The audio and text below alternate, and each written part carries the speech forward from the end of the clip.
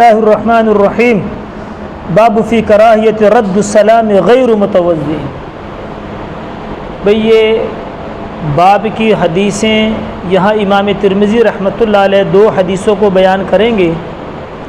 حالانکہ اصل میں یہ دو حدیثیں نہیں ہیں، حدیث ایک ہے، اور اس حدیث کا خلاصہ یہ ہے کہ حضور پاک علیہ الصلوۃ والسلام قضاء حاجت کرنے کے بعد، حالانکہ یہاں پر امام ترمذی رحمۃ اللہ علیہ کہیں گے کہ جس صحابی نے سلام کیا تھا حضور وہو یبول، حضور اس وقت قضاء حاجت کر رہے تھے، حالانکہ یہ بات صحابہ کے بارے میں کہنا عقل سے بہت دور ہے، کوسوں دور ہے، کیونکہ صحابہ کرام حضور پاک علیہ الصلوۃ والسلام کی صحبت کی وجہ سے تربیت یافتہ ایسے تھے، بڑے مؤدب تھے۔ اس حالت میں کوئی بھی کسی کو سلام نہیں کرتا کہ ایک آدمی تقاضا کر رہے اور کوئی اس کو سلام کرے۔ یہی بعد فراغت، یہاں سے مراد یہ ہے کہ حضور تقاضے سے فارغ ہو چکے تھے، تقاضا کر چکے تھے، اب صحابی نے سلام کیا تو حضور علیہ الصلوۃ والسلام نے ان کو جواب نہیں دیا۔ پھر جب وہ دور آنکھوں سے اوجھل ہونے لگا تو آپ علیہ السلام نے تیمم کر کے اس کو سلام کیا،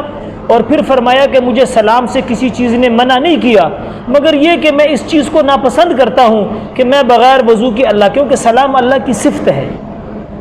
سلام اللہ جل شانہ کی صفت ہے، ان کی صفاتی ناموں میں سے ایک نام ہے۔ فرمایا میں اس چیز کو ناپسند کرتا ہوں کہ میں اللہ کا نام لوں بغیر وضو کی حالت میں۔ اور دوسرا انہوں نے واقعہ مہاجر بن قنفذ رضی اللہ تعالیٰ کا لکھا ہے کہ انہوں نے سلام کیا اور حضور علیہ الصلوۃ والسلام نے جو ہے نا وہ جواب نہیں دیا، ایک ہی واقعہ ہے، لیکن امام ترمذی نے اس کو دو واقعات بنا دیے ہیں۔ تو لہٰذا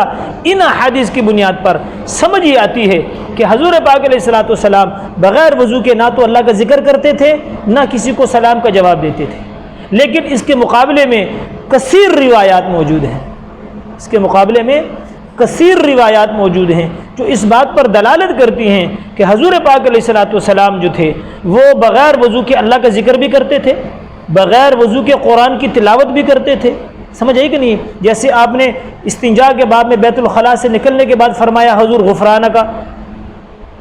اور الحمدللہ الذی اذھب عنی العزا وعافانی، یہ دعائیں جو پڑھی جاتی ہیں تو بغیر وضو کے پڑھی جاتی تھیں،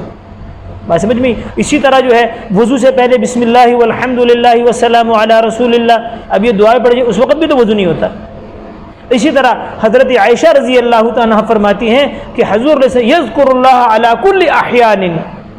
کہ اللہ جل شانہ کے رسول جو تھے یعنی حضور علیہ الصلوۃ والسلام ہر حال میں اللہ کا ذکر کیا کرتے تھے، تو ہر حال میں بغیر وضو کے حال بھی آ گیا، لیکن چونکہ اس میں ذرا وضاحت نہیں ہے، اس میں جنابت کی حالت بھی آ جاتی ہے، اس بات کو واضح کرنے کے لیے حضرت علی رضی اللہ تعالیٰ عنہ کی حدیث موجود ہے کہ حضور علیہ الصلوۃ والسلام ہمیں قرآن پڑھاتے تھے ہر حال میں، سوائے جب آپ جنبی ہوتے تو پھر قرآن نہ پڑھاتے،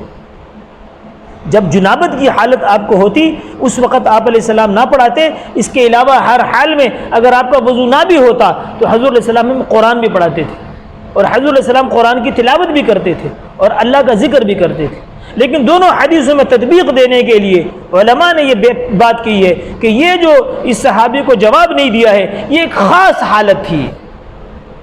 اس وقت حضور علیہ الصلوۃ والسلام پر کوئی خاص کیفیت ایسی تھی، کوئی خاص حالت ایسی تھی جس وجہ سے اس صحابی کو آپ نے بغیر وضو کے جواب نہیں دیا، وگرنہ ہر وقت کا یہ حال نہیں تھا کہ ہر وقت آپ علیہ السلام ایسے نہیں کرتے تھے، بلکہ بغیر وضو کے اللہ کا ذکر بھی کرتے تھے اور قرآن بھی تلاوت بھی کرتے تھے قرآن کی، اور صحابہ کو قرآن بھی پڑھاتے تھے۔ لیکن اس موقع پر جو حضور علیہ الصلوۃ والسلام نے اس صحابی کو جواب نہیں دیا ہے یہ ایک خاص حالت تھی۔ اور یہ دیکھیں، آپ بھی دیکھ لیں کہ بسا اوقات آدمی کے اوپر خاص حالت ہو جاتی ہے،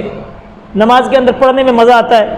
اور نماز میں جو ہے نا لمبی لمبی نمازیں ہو جاتی ہیں، قرآن کی تلاوت میں مزہ آتا ہے، اور بسا اوقات آدمی ایسے ہو جاتا ہے کہ اللہ معاف فرمائے تلاوت کا بھی مزہ نہیں آتا اور نماز بھی جلدی جلدی سے پڑھ کے جان چھڑا دیتے۔ تو یہ انسانوں کے اوپر یہ حالتیں آتی رہتی ہیں، تو یہ ایک خاص حالت کا بیان ہے جس کو امام ترمذی رحمۃ اللہ علیہ بیان کر رہے ہیں۔ عام حالت کی یہ بات نہیں تھی، عام حالات میں حضور علیہ الصلوۃ والسلام بغیر وضو کے اللہ کا ذکر بھی کرتے تھے، قرآن کی تلاوت بھی کرتے تھے، بات سمجھ میں آئی کہ نہیں؟ اور اس موقع پر جو سلام نہیں دیا یہ ایک خاص کیفیت تھی۔